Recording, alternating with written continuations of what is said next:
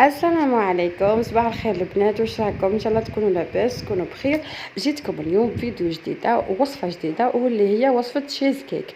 قبل ما نبدا وصفتنا تاع نهار اليوم ما تنسوش جيم الفيديو اللي هي اهم حاجه، وعاونوني بالبارطاج مع احبابكم وناسكم هكا باش تعم الفائده و وهكذا تستمر الحياة. ربي يجيب الخير لبلادنا وربي يحط علينا رحمته. نبداو بمقادير الوصفة. أول مرحلة البنات أنا نكتب لكم المقادير في شاشة العرض. عندي 200 غرام كاطو وعندي 100 غرام زبدة. أنا ديت كاطو تاع عادي، هذاك تاع بسكو يعني ما فيهش الشيكولا. رحيته قست 200 غرام. 200 غرام جات لي زوج علب وذوبت 100 غرام تاع زبده وراني زفتها للكاطو. راح ندير له بهذا الشكل يعود مرمل، يعني شتو كيما التراب كيفاش يجيكم كي يتبل كيفاش يعود كيما هكاك. انا درت الزبده مع الكاطو ودرتها على يعني دخلت الزبده في الكاطو تاعي حتى ترمن الخليط. هذيك اول مرحله نديروها في التشيز كيك. هنا حكمت المول القطر تاعو 20 ولا 21 سنتيمتر هكاك. درته في الصحن هذا. انا ماما واجي في طبسي كيما نقولوا سامبل. انا حبيت نديرو فيه هذه. فرغت الكميه تاع الكاطو وراح نخدمها، يعني نستوي السطح نتاعها حتى يجيني متساوي بالطريقه هذه كما راكم تشوفوا.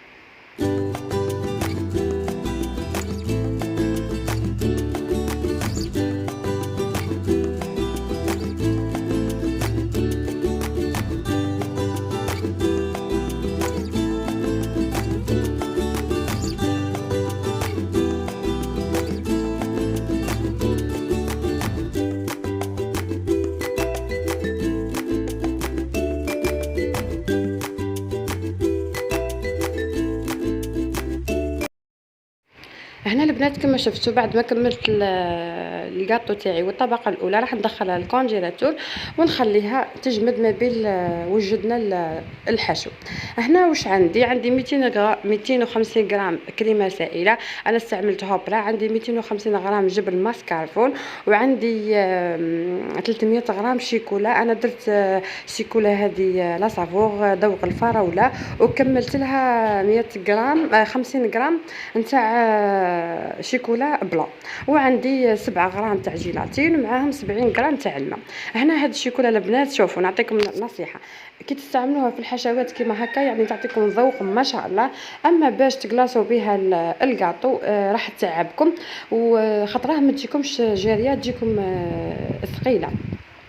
انا استعملتها في الحشوات خرجت نتيجه احسن من اني نديرها في الكاطو. وهنا البنات حكمت هذيك الكريمه السائله راح نطلعها يعني حتى نتحصل على قوام شبه الكريمي، يعني ما تخلوهاش تطلع جيدا. وشوفوا البنات من الاحسن تكون الكريمه تاعكم سائله. انا كانت في الفريجيدار يعني جمدت شويه. ضربت الكريمه السائله تاعي ومن بعد جبت الفرماج وراح نبدا ثاني نضربه حتى يتجانس. يعني نعطيكم البنات حاجه، جامي تضيفوا الفرماج الكريمه السائله بلا ما تضربوه، خاطره راح يبقى مكتل ومش راح يتفتح معكم. من الاحسن انكم تضربوا الكريمه ومن بعد تزيدوا تضربوا الجبن ومن بعد تضيفوهم لبعضهم هكا باش ما تجيكمش الكريمه تاعكم يعني فيها الحبوب. هنا ما بين راني طلعت الجبن وطلعت الكريمه السائله. حطيت هذه 300 غرام نتاع الشيكولا مع 40 غرام زبده، عفوا راني ما ذكرتهاش في المقادير. حطيتها تذوب على حمام مائي او دبوها في الميكروويف. راح تجيكم كشغل كتله هكا. من بعد ما تذوب راح نضيف لها جيلاتين وراح تشوفوا معايا المرحله هذه. شوفوا البنات هنا راني نضيف في الجبن يعني على دفعتين وندخل الجبن في الكريمه السائله من الفوق حتى لتحت، يعني بالطريقه هذه باش يدخل معايا وباش ما تهبطش معايا الكريمه السائله كما راه موضح في الصوره. هنا البنات نعتذر على الاصوات راني قاعده في الصاله تاع الطاقه، يعني ما لقيتش بلاصه نسجل فيها هدوء بدون هدوء غير هذه البلاصه. هنا البنات بعد ما ذابت الشيكولا كما راكم تشوفوا هاي ليكم ذوبتها ذوق الفراوله ضفت لها هذيك السبع غرامات تاع الجيلاتين اللي كنت ذوبتها في الميكرووند. هنا راح نضيفها شي كلها. شوفوا كيف راح تصرى معاكم كي شغل تتكتل من بعد راح تتحل نورمال. شوفوا البنات كيفاه صرا لها. هنا تقدروا تستعملوا اي نوع تاع الشيكولا الا شيكولاته ما ديروهاش، ديروا الوجدان او ديروا هذه لا سافور اللي طلعت جديده يعني بعده اذواق، فيها الاذواق وكل جات ما شاء الله. وراح نشارك معكم ثاني وصفات بعده اذواق تاع الشيكولا. هذه هي من الاحسن انكم ديروها هكا في الحشوات تاع باتيسري، يعني هاد الانطرومي هاد الحوايج مي باش ديروها في الكاطو قلت لكم ما تعطيكمش نتيجه هايله. هنا البنات كيفاش راح ندير، حكمت كميه تاع الجبن والكريمه اللي خلطتهم مع بعضهم، ضفتهم للخليط تاع الشيكولا كما راه موضح، ونضيف ونخلط من الفوق لتحت غير بشويه باش ما تهبطليش يعني الكريمه. هنا من بعد ما نخلط الكميه اللي درتها هذه كما راكم تشوفوا، راح نزيد نعاود نرجع الخليط تاع الشيكولا للخليط نتاع الجبن والكريمه اللي بقاولي، نضيفوا على خطرتين او على 3 ونخلط من الفوق لتحت حتى يعني تتجانس المقادير وما تهبطليش القوام نتاع الكريمه. دائما خلوا القوام تاعكم يبقى كريمي، خلطوا غير بعقلكم ما كان حتى حاجه تزرف فيكم. هنا ضفت انا خليط على خطرتين وكوحده مبتدئه تضيف الخليط على على 3 دفعات هكا باش تتفادي انه الخليط نتاعك يبقى لك نفس القوام.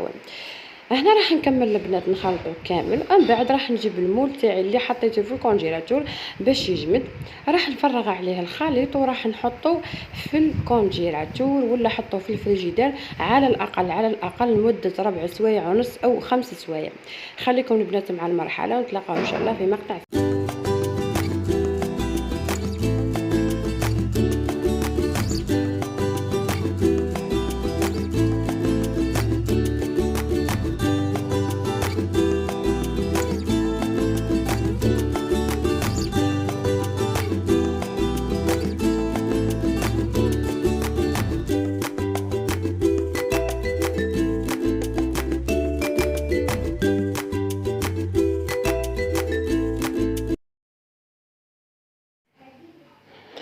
هنا البنات شوفوا راح نوجد معكم الطبقه الاخيره اللي راح نديرها. هنا عندي تقريبا 100 غرام نتاع العلب بالفواكه هذه المقطعه اللي تتباع في العلبه هذه اللي راهي مقابلتكم، اي تتباع العلبه ب45 ألف، فيها جميع الاذواق يعني جميع الاذواق تاع الفواكه. هنا عندي 2 اوراق تاع جيلاتين، 2 اوراق برك.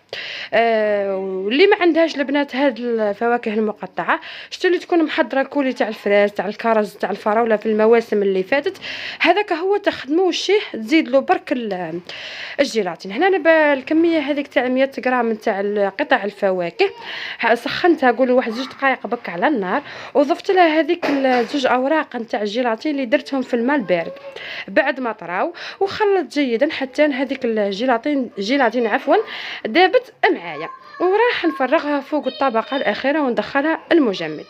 هنا راهو البنات الفيديو تقطع لي بعد ما فرغت الطبقه هذه تاع الفواكه، حطيتها في الكونجيلاتور زاد جمدت شدت روحها مليحه واحد نص ساعه هكاك، وجبدتها كما راكم تشوفوا هنا الشكل النهائي جات تهبل يا البنات. هنا راح نقسمها معاكم البنات وراح ندير لها تزيين كريم شانتي. راح نخليكم البنات مع التزيين ونتلاقاو ان شاء الله في مقطع اخير.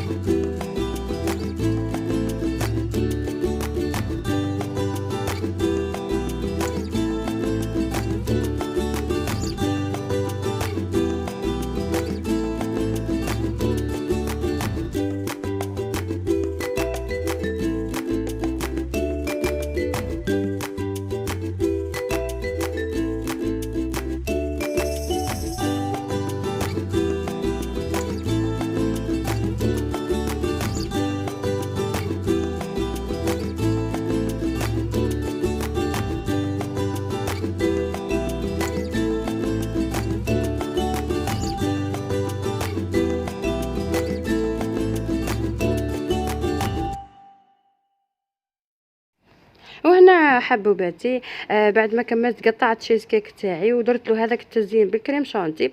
استعملت العضويه رقم 01. هذا هو البنات المظهر الاخير تاع التشيز كيك تاعي. هذا الفيديو كان مصور من قبل، نتمنى راكم تدعوا لي ان شاء الله بالشفاء. انا مريضه مش نصور في الفيديوهات، يعني فيديو قديم عندي حبيت نحطه لكم هكا باش تستفيدوا منه. هذا هو يعني الشكل الاخير والنهائي، وطريقه تقديمه جا بسم الله ما شاء الله، يعني وبوصفه يعني بنينه جدا. ان شاء الله تجربوها وتعجبكم وتشاركوني تطبيقاتكم كالعادة. دمتم حبوباتي في رعاية الله وحفظه، وإلى اللقاء.